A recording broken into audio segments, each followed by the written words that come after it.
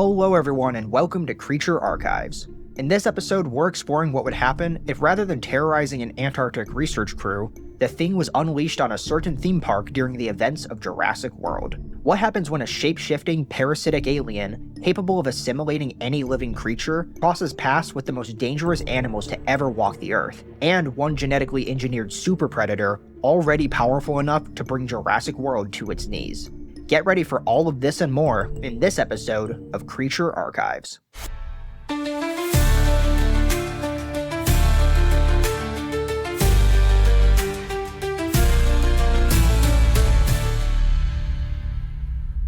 But before we dive into this carnage, as you may have noticed in the title, this is a very special episode.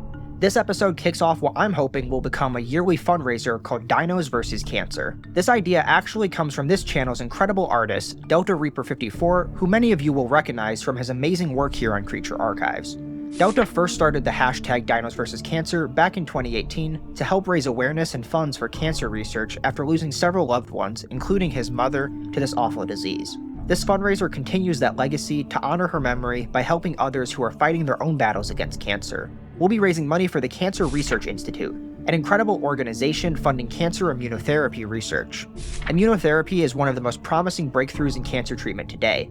Instead of attacking the disease with harsh chemicals or radiation, it works by training the body's own immune cells to recognize and destroy cancer, just like they would a virus or infection.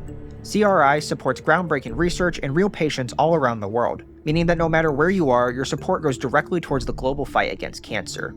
We'll also be joining forces with several other creators across the paleo and creature community to try to make an even bigger impact, so be sure to keep an eye out for their contributions as well. Together, our goal for this fundraiser is to raise $3,000. As of recording this, my channel has almost 16,000 subscribers, which means if everyone watching donated just $1, we would more than triple that goal. So if you have the means, I'd really encourage you to donate. Every little bit truly helps. And if you're not in a position to give financially, that's absolutely okay. You can still make a big difference simply by sharing this video and the fundraiser to help us reach more people.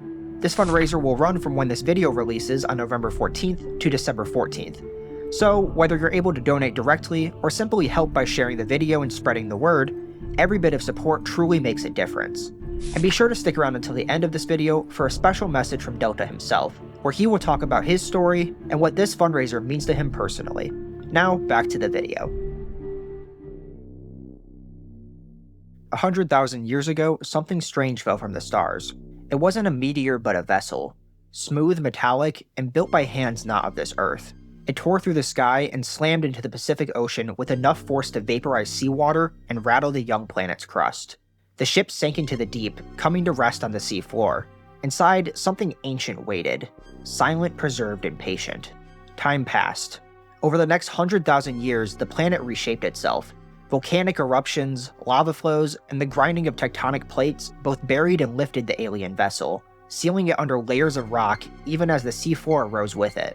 Eventually, the pressure of volcanic activity forced that land upward, breaking the ocean's surface. From fire and stone, a new island was born. The lush volcanic paradise that would one day be called Isla Nublar. The ship rested just beneath the surface, entombed but no longer lost to the sea, waiting patiently for something to free the horrors trapped within. When humans first came to Isla Nublar, they didn't find the ship. Instead, they found an opportunity. A chance to resurrect the past, leading to the creation of Jurassic Park. Construction crews carved roads into the jungle and poured foundations over ancient ground. The thunder of drills and the pounding of machinery echoed down through the soil, loosening stone that had held fast for millennia. Deep below, something stirred. The thing trapped felt the vibrations reverberate through its metallic tomb. It could sense life moving above. The footsteps of men, the roars of newly resurrected beasts, and the pulse of an alien world awakening around it. But the ship remained sealed, entombed in silence as the first part crumbled. 13 years passed. Storms reclaimed the roads. Vines split the concrete. The jungle swallowed the fences whole, and beneath it all, the thing waited. And then, once again, humanity returned. When Jurassic World began construction, the Earth groaned under the weight of progress reborn. Drones mapped the terrain, scanners probed the surface, and contractors charted the ruins of Hammond's dream. They found much of the old park's infrastructure, the visitor center, the paddocks, the roads, all buried beneath overgrowth and unstable ground. One contractor reviewing the geologic scans beneath the old visitor center frowned at the data. "There's something off about this place," he muttered, tapping the screen. "There's a massive void below the bedrock, maybe a cave system? It's big enough to swallow the building whole. It doesn't make any sense why they'd build here in the first place." His supervisors dismissed it as simple volcanic activity, a natural cavern, nothing more, and they decided to construct elsewhere. The report was filed, ignored, and forgotten. And so, Jurassic World rose a few kilometers away, brighter, larger, and far more profitable than ever. Crowds filled the sunlit streets of Jurassic World, passing holograms and gift stands of ancient beasts. Gray was wide-eyed with excitement, while Zach seemed less impressed. That is until the mosasaur erupted from the lagoon, snatching a shark from midair in a towering spray of water.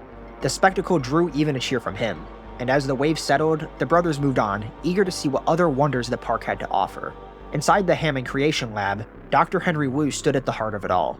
To him, life wasn't sacred, it was simply a puzzle waiting to be solved. Each genome a set of parts to be rearranged, refined, and improved. His latest experiment was to be his masterpiece, the Indominus Rex, a hybrid primarily made up of Tyrannosaurus Rex and Velociraptor, the two most dangerous creatures to ever walk the Earth. That is, until now. The Indominus was meant to be the park's crown jewel, bigger, scarier, and with more teeth. Outside, Owen Grady observed his pack of Velociraptors, Blue, Delta, Echo, and Charlie. Moving in unison, sharp minds guided by trust and dominance. He didn't just train them, he had a bond with them. To Owen, these animals weren't theme park monsters, they were thinking social creatures, bound by instinct and loyalty. The Indominus, though, was something else entirely. Born in isolation, raised in solitude, and crafted from a chimera of parts, it had no bond to anyone. Just hunger and awareness. A mind honed to kill and survive. Owen tried to warn them. He told Claire Deering that the Indominus was trouble. Built to be bigger, smarter, and meaner than anything before, but given nothing to connect to, nothing to ground it. In his eyes, they hadn't created a dinosaur, they'd created a monster. Claire, ever the professional, dismissed his concerns. She insisted it was contained, with reinforced walls, heat sensors, and constant surveillance. To her, the Indominus was simply the next big attraction, something new to keep the crowds coming, and so, hidden within its enclosure, the Indominus Rex waited. It studied everything, the routine of guards, the shift of light across its walls, and the blind spots in its paddock sensors. It watched through pale reptilian eyes that burned with an unnatural intelligence. The Indominus's escape wasn't caused by a single mistake. It was born from arrogance, miscommunication, and bad luck. It didn't break free in a frenzy, it planned. Cloaking both its skin and body heat using its cuttlefish and tree frog DNA, it vanished from the paddock sensors. When Owen and two handlers entered to investigate, the air was unnervingly still. The claw marks high on the wall told a convincing story, one of a panicked and desperate creature trying to escape. But the details were too deliberate. It wasn't chaos, it was bait. Then the jungle erupted. Trees splintered, the gate slammed shut, and screams cut through the radio. Owen dove beneath a maintenance truck as the Indominus burst through, killing the handlers with merciless precision, before vanishing into the trees. Chaos rippled across the island. The Indominus, tasting freedom for the first time, stormed through the northern valley, following the dull thunder of armored footsteps. Zach and Gray Mitchell rolled through the same sector in their gyrosphere, not noticing the faint lockdown warnings. The forest opened into a clearing where ankylosaurs grazed beneath the sun, their armor gleaming. Gray's awe was instant, and even Zach felt a flicker of wonder watching the giants move with slow, deliberate power. But suddenly the herd tensed, and the jungle went silent. And then, the trees exploded outward. The Indominus struck, flipping an ankylosaur onto its back, claws tearing through armor like glass. The gyrosphere was tossed in the chaos, spinning end over end before slamming to a stop half buried in dirt. Inside, the boys struggled to move as a massive shadow fell across them. The Indominus loomed close, her breath fogging the glass, teeth scraping the dome until cracks webbed across the surface. The shell split, and the boys ran, slipping through mud and blood as her claws struck the ground behind them. They reached a lake and leapt, plunging into the cold water. Above, the Indominus peered down, nostrils flaring. For a moment she stood still, and then turned in rage and melted back into the jungle. When the boys surfaced, they were shaking but alive as they heard her roar echo across the island. Elsewhere, Owen and Claire followed her trail, toppled trees, shattered fences, and slaughtered Apatosaurus. The bodies were barely eaten. It wasn't hunger driving her, it was something far worse. She was killing for sport. They continued to track the kids, following them to the ruins of the old Jurassic Park Visitor Center. There they found that Zach and Gray had somehow managed to get one of the ancient jeeps running and drive it out of there. But little did they know they weren't alone. The Indominus was stalking them. It burst through the crumbling walls of the visitor center, letting out an earth-shaking roar. But little did she know that time had not been kind to the ground beneath here. Beneath her claws, the ground trembled faintly. She took another step, and the ground gave way. The hybrid fell through crumbling concrete and rusted metal, scrambling and roaring in panic as she vanished into the darkness. The impact echoed like thunder through the abandoned structure. Owen and Claire stared into the darkness below, letting out a sigh of relief, thinking the nightmare was now over. But little did they know, the worst was yet to come. The Indominus lay injured among the rubble, her breath ragged. When her senses returned, she realized she wasn't buried in rock or soil. The walls surrounding her were smooth, seamless, and metallic. She pressed a claw to the surface. It was cold, humming faintly beneath her touch, as though something alive slept within. She sniffed the air. It was sterile, dead. And then in the corner of her eye, she caught movement. From a fracture in the wall, something began to seep out, a slow liquid pulse that glistened like oil, sliding across the floor in rippling waves. It pulsed with intelligence, patient, curious, and alive. The Indominus roared and lunged, her claws shredding through the mass, scattering crimson and black fluid across the chamber. The fragments quivered and steamed, and for a moment it seemed she had destroyed it, but victory was an illusion. The alien cells, microscopic and relentless, had already invaded. They slipped through her wounds into her bloodstream and her lungs. They read her DNA, her unnatural code, and found something extraordinary. It understood her hybrid structure, every borrowed gene, every engineered mutation, Tyrannosaur, Velociraptor, Cuttlefish, Tree Frog, Viper, and so many more. Each line of DNA was like a sentence in a divine text to it. It saw not conflict in her DNA, but unlimited potential. And then, it began to rewrite. Her muscles spasmed, veins pulsing black. She convulsed, slamming into the metal wall. Her claws tore into her own flesh, as if trying to rip the infection free, but it was already a part of her. The alien cells were isolating pieces of her genetic code, amplifying them far beyond their natural boundaries. Her Tyrannosaur power surged, bones thickening, tendons strengthening. Her raptor intelligence sharpened into a cold, calculating awareness. And deep within, the tree frog DNA, meant only to help her regulate temperature, was forced far beyond its design. Her skin softened and then hardened again, becoming adhesive. And then, the Indominus began to move. Slowly at first, and then with a terrible grace.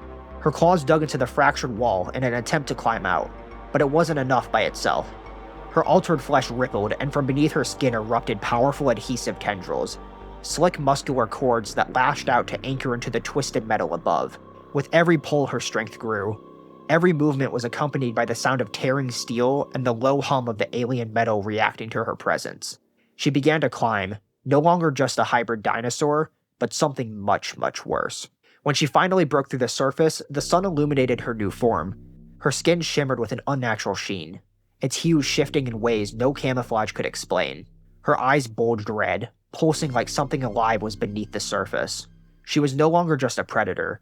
She was a perfect convergence, the apex of two worlds made one. The thing had found its perfect host, and now it had found its way into Jurassic World. The creature that had once been the Indominus Rex, now something far worse, tore through the forest, every movement a violent reminder that it was no longer bound by biology. Her transformation had given birth to something beyond classification. The researchers would later give her a name, Indominocarsis, though simply the thing would be what survivors referenced it as. Pursuit began almost immediately. Masrani himself, refusing to abandon his park, piloted the company helicopter as armed security forces opened fire from the side doors. The gunner let loose a hail of rounds, landing a few direct hits on the Indominus, which strangely seemed to shrug it off. For a moment it looked like they had her cornered, the monstrous silhouette visible through the trees. But the Indominus was evolving even as they watched. Her tendrils flared outward, twitching and tasting the air like antennae, analyzing every movement of the approaching threat. And then she turned towards the aviary. Masrani's eyes widened. Before they could do anything, the creature slammed into the reinforced glass enclosure. The structure exploded inward, shards of glass raining down. Pterosaurs shrieked in panic, their massive wings beating the air. But this time the pterosaurs wouldn't be so lucky as to escape. Tendrils shot from the Indominus's body, whip-like cords of muscle and sinew that lashed into the air, snatching pterosaurs mid-flight. The creatures shrieked as they were pulled towards her, bodies convulsing as the infection spread through their veins in seconds. Their screams turned into distorted, gurgling echoes as alien cells took control. Then, they were released. The infected pterosaurs wheeled back into the air, their eyes glowing the same red as the creature below. Masrani attempted to pilot the helicopter away, but it was too late. The flock dived as one. One infected Dimorphodon slammed into the cockpit, its body shattering the windshield. A Pteranodon tore through the side door, seizing a soldier and wrenching him into the open air. His screams were cut short as the creature's tendrils lashed out, fusing into his skin and burrowing through muscle. His body tore in half, his lower half tumbling to the jungle below, while his upper torso convulsed and twisted, merging grotesquely with the Pteranodon as the infection consumed them both. Masrani fought for control, the helicopter spinning wildly as infected wings tore at the rotors. Pteranodon's beak speared through the glass, impaling Masrani clean through the chest. His final breath came as the helicopter spun down, consumed by flame and wings. The wreckage exploded in the distance, echoing across the island. Among the debris, one of the infected pterosaurs landed before the Indominus. The Indominus extended a single tendril and touched its head. The connection was instant. Through shared DNA, she gifted it part of herself, the infrared vision born of her altered reptilian genome. The creature's pupils constricted to burning slits. With a cry that rattled the canopy, it took flight again, circling high above to seek what she wanted most, the densest concentration of living beings on the island. At the control hub, Vic Hoskins took command as the radio lit up with static and screaming voices. "Jurassic World security is now under InGen authority," he barked, stepping over the scattered reports and bloodied equipment. Owen Grady, already there, argued with him. "If you send your men out there, they'll die." Hoskins folded his arms. "That's why we're not sending men, we're sending the raptors. They're fast, they're trained, and they can hunt." Before Owen could snap back, the lab door slid open. Dr. Henry Wu entered, pale but composed, his tablet flickering with lines of unstable data. "The situation has changed," Wu said flatly. "Whatever's happening out there, it's not part of my genome." Hoskins turned scowling. "It didn't come from us," Wu said. "This isn't a mutation. It's replication. The organism rewrites everything it touches. Every host becomes it." He glanced between them, his calm unraveling slightly. "If you send the raptors, they won't fight it. They'll join it." Hoskins' jaw tightened. "Then what the hell do you suggest we do?" Wu hesitated and then straightened. "I need a sample. Whatever this thing is, it's working at the genetic level. That's my domain. If I can study it, maybe I can stop it from spreading." The silence that followed was heavy, broken only by the distant sounds of explosions outside. Finally, Owen nodded. The park had become a war zone. Infected pterosaurs swarmed the boardwalk, tearing through fleeing guests. Troops had set up a makeshift barricade of vehicles and portable turrets, holding the line with gunfire and desperation. Muzzle flashes lit up the battlefield as soldiers shouted over the chaos. Every creature that fell, every drop of blood spilled seemed to make the air itself shimmer, tiny motes of infection drifting like spores. And then just as they seemed to be getting a handle on the situation, the forest moved. Something enormous pushed through the trees, shaking the earth with each step. A grotesque fusion of flesh and armor broke through the line, the thing's newest creation. It bore the twin heads of a Triceratops and a Stegosaurus, their skulls fused by black tissue, eyes dripping with a grotesque red gunk.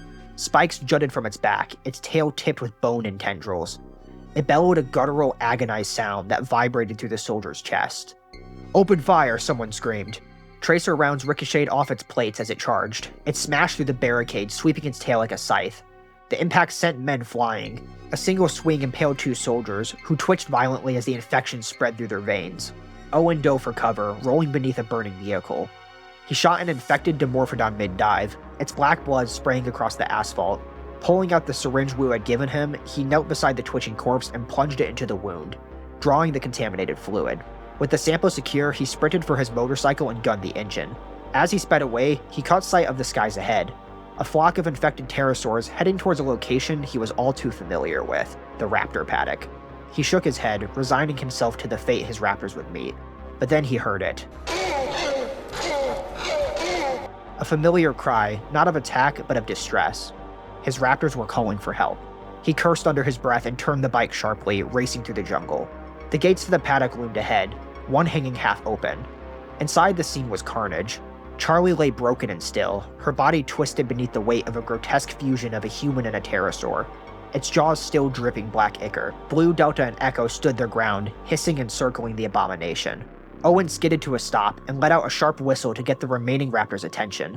Blue let out a short bark and the pack fell in beside her, sprinting through the gate as Owen jumped back on his bike. Together they tore through the jungle, man and raptors fleeing side by side from the encroaching nightmares. Back at the Hammond Creation Lab, Claire, Hoskins, Dr. Wu, and Zach and Gray hid behind the sealed shutters and reinforced doors of the lab. Emergency lights bathed the room in red. The sound of distant chaos echoed through the walls. And then they heard pounding on the door. They froze. On the camera feed, they saw Owen outside, holding up a vial of dark shimmering fluid. Claire shouted for them to open it. The door slid open just enough for him to slip inside. Behind him, the raptor snarled in the dim light. Not attacking, but waiting. "They're with me," Owen said breathlessly, letting them in to roam the secure rooms and hallways surrounding the lab room. He handed the sample to Wu. Wu's eyes widened at the sight of it, the living, shifting texture of the alien biomatter inside the vial. "This better work," Owen said, looking him in the eyes. Wu said nothing. He took the vial and turned to his instruments, trembling hands already preparing the sequence. Outside, the pounding started again. But this time, it was something much worse. Inside the Hammond Creation Lab, the air was thick with tension and the hum of the backup generators. Dr. Henry Wu stood before the microscope, eyes locked on the writhing, ever-shifting strands of alien DNA projected across the screen. It was chaos made visible, genes twisting and rewriting themselves almost faster than the program could interpret. This thing doesn't evolve," he whispered, his voice trembling. "It learns." His fingers danced over the keyboard, pulling sequences, isolating fragments, and watching them dissolve and reform in real time. The genome was alive, reacting to his analysis, changing as though it knew it was being studied. Behind him, Owen and Hoskins stood guard near the barricaded entrance, the distant roars of infected beasts echoing through the compound. Every few seconds the ground trembled, dust raining from the ceiling. Suddenly a crash split the air. One of the boarded windows shattered inward as the infected pterosaur slammed through, its body twitching and leaking black ichor. It screeched, wings flailing wildly as it lunged at Owen. Owen opened fire, the muzzle flash illuminating the dark lab in burst of orange light. Out of the corner of his eyes, he saw the raptors about to pounce. "Stay back," he shouted. Confused Blue, Delta, and Echo hesitated, growling low, but obeying their alpha's command.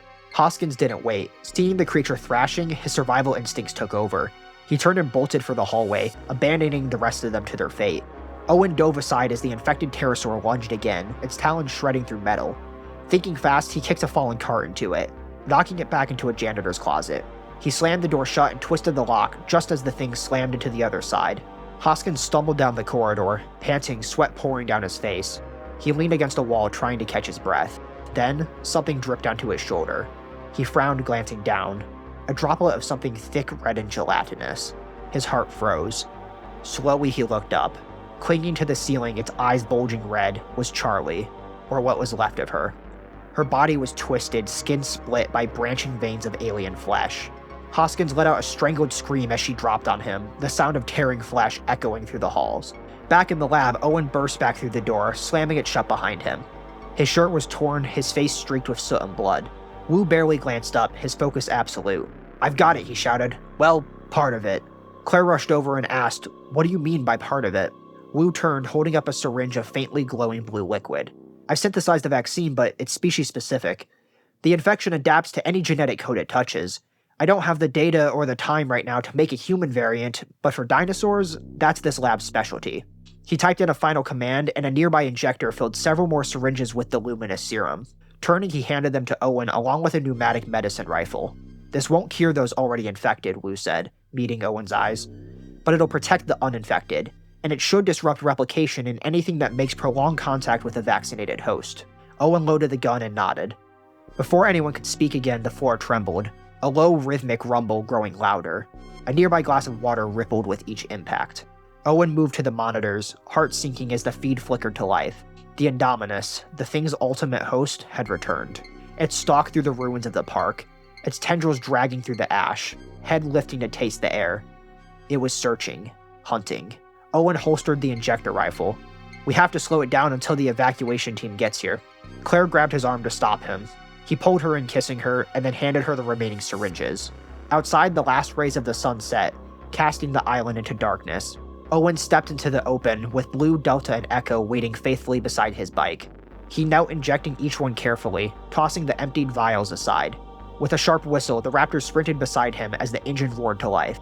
The Indominus loomed above the shattered main street, a mountain of muscle, tendrils, and churning tissue. Her red eyes glowed brighter now, scanning the darkness for prey. Owen and his raptors emerged from the darkness, guns ablazing. Bullets sunk into the creature's hide, but it was the raptors that drew its wrath, leaping onto her back, slashing and tearing. And for the first time, the thing bled and didn't heal. The vaccine was working. The Indominus shrieked, hurling her massive arm, swatting Blue into a wall. Delta lunged and was caught mid-air, crushed in the beast's claw, and then swallowed whole. Echo roared in defiance, slashing across one of its eyes, but a tendril wrapped around her throat, crushing her windpipe. Owen emptied his rifle, screaming as he fired. The creature faltered, but didn't fall. Inside the lab, Zach, Gray, and Claire watched the battle through trembling hands. Gray under his breath muttered to himself, "We need more teeth." Claire froze, and then she ran. She grabbed one of the remaining syringes and a second injector rifle, sprinting through the streets towards massive paddock gates. "Lowry," she shouted into her radio, "open gate 9. He tried to argue with her, but she was too insistent, and he agreed. The doors rumbled open, and through the dust stepped the queen of Jurassic Park herself, Rexy. Scarred, old, and furious. Claire loaded the syringe, aimed, and fired. The dart hissed into Rexy's thigh, the serum spreading through her veins. She lit a flare, waving it high, before running and throwing it into the ruins ahead. Rexy let out a thunderous roar that shook the night. The Indominus turned, and the Titans collided. The concrete split beneath their weight as Rexy slammed into the hybrid, jaws locking onto one of her arms, completely tearing it off. Tendrils lashed out, piercing her skin, but the infection fizzled, neutralized by the vaccine. The Indominus roared in fury, ripping free and striking back, claws tearing through Rexy's scales and managing to topple her over. Rexy faltered, pinned beneath the thing's weight as tendrils began to wrap around her skull. And then a blur of blue shot through the smoke. Blue, bloodied but alive, launched herself off a fallen beam, landing on the Indominus. She tore into the tendrils, ripping one clean off. Rexy surged back to her feet, eyes burning with primal rage. Together, Tyrannosaurus and Raptor struck as one. Blue leapt again, using Rexy's back as a launch pad, slashing deep into the hybrid's chest. Rexy clamped down on the exposed wound and bit through, crushing bone. The hybrid convulsed, black ichor spraying in arcs of burning light. The vaccine-laced saliva and blood worked like acid, eating through the infected flesh. And with a final deafening bellow, Rexy tore the Indominus apart, its body collapsing into steaming ruin. Silence fell, broken only by the ragged breathing of the two survivors. Rexy stood tall and victorious, letting out one final roar that echoed across the island. Blue stepped beside her, bloodied but unbroken, the two predators sharing a wordless understanding. They looked out over the burning remains of Jurassic World, the infected creatures still writhing in the distance. Their battle wasn't over. Dawn broke over Isla Nublar. The roar of engines filled the air as the first evacuation helicopters arrived. Not just rescue teams, but armed reinforcements. Military contractors, engine recovery units, and medical staff descended across the island in coordinated waves. Dr. Henry Wu stood at the center of the chaos, pale and sleepless, surrounded by shattered lab equipment hastily reassembled into a field workstation. Syringes, portable centrifuges, and open coolers covered the tables around him as he worked with relentless precision. He wasn't creating monsters anymore, he was making a cure. Every dose of the blue serum he could synthesize was immediately loaded into injector rifles and deployed to the soldiers fanning out across the park. From the skies, helicopters swooped low, marksmen leaning from open doors to fire darts into roaming herds, ankylosaurs, stegosaurs, gallimimus, and anything still clean and alive. On the ground, containment squads moved through the ruins, scanning for life signs. Uninfected creatures were tranquilized and tagged, the vaccine pulsing faintly beneath their scales. Others weren't so lucky. The infected ones, warped black-veined things that barely resembled the animals they'd once been, were met with fire. Incinerators roared through the undergrowth, their ashes scattered into the sea. The sound of gunfire echoed across the valley as helicopters strafed the forest, cutting down whatever still moved. And in the wilds beyond the ruins of Jurassic World, two shadows hunted. Rexy moved through the jungle, her hide scorched but her stride unbroken. Every roar she let out sent flocks of birds scattering from the trees. She stalked the lingering infected, smashing, tearing, and crushing anything that bore the thing's touch. Elsewhere, Blue hunted alone through the jungles. She struck with silent precision, ambushing the half-melted horrors that still wandered the brush. Each kill was fast and merciless. Unknowingly or not, both predators became the island's immune system, purging it of the corruption that had nearly ended them all.